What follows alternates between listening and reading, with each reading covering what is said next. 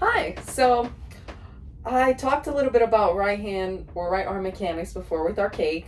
I wanted to focus a little bit more on the hand, right? Right hand, what's going on with it? There's so much to it that goes on. So I mentioned the seesaw last time. So a seesaw, what do I mean by that? Our bow, right? We're kind of guiding it throughout the violin. We are not controlling it. So in order to make sure we're guiding the bow, first we gotta trust that it's gonna fall, right? On the violin, it's there, our core is engaged, and our shoulder is relaxed. Great. Now, what's happening with these fingers? At the frog, you kind of have a sense that the pinky is kind of determining the angle of which string the bow is gonna touch, right? There's a little bit of that, along with a little bit of this elbow too.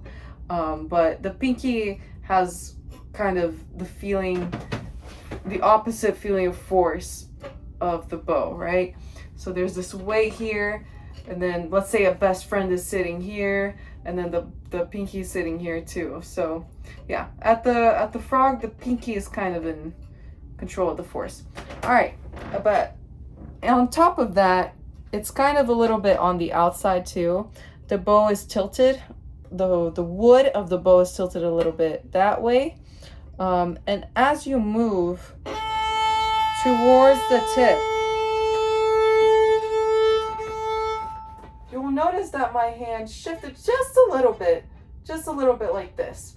Now at the tip, there is more engagement in regards to the pointer finger at the bow rather than the pinky, right? It's the pointer finger is more engaged. It allows pressure to be created on the tip of the bow.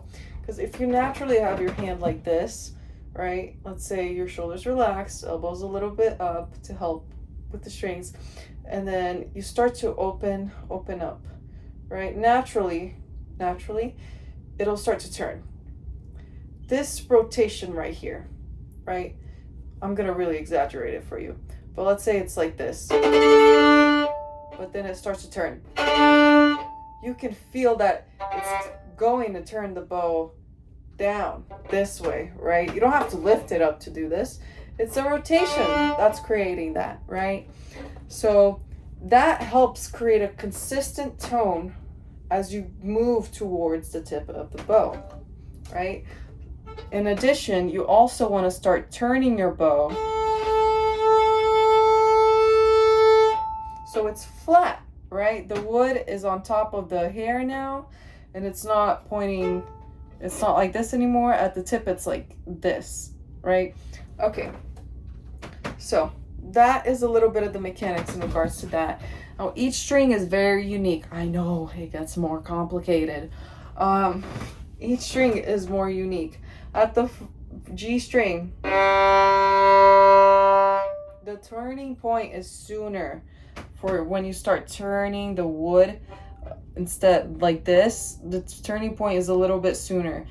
And gradually, the turning point gets a little bit further away as you go to the E string, right? And then the G string is a little sooner. I like to think of it as, because the G string is thicker, right? And there's more kind of juice to it. You can kind of like do this. It wants more activity going on from the bow.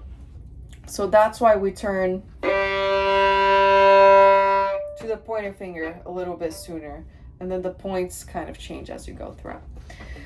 So yeah, that's a little bit more in depth right arm hand specifically mechanics.